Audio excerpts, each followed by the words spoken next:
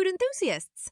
It's time to get your aprons on and join us in the kitchen for a fantastic vegan culinary experience. Today, we're bringing you a recipe that's not only creamy and indulgent, but also entirely plant-based. Get ready to savor every bite of our creamy avocado pasta.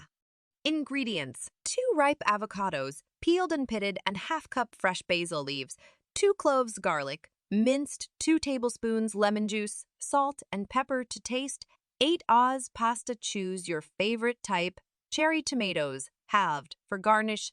Cook the pasta according to package instructions. Drain and set aside.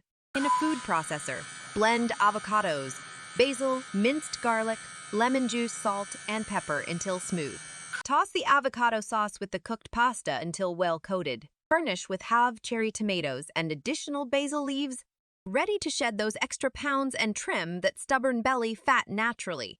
Click the link below to discover a proven, science-backed method to achieve your weight lose goals while maintaining a healthy, sustainable lifestyle. Thanks for watching. To view more exciting videos like this, please hit the like button, comment us, share with your friend, and don't forget to subscribe.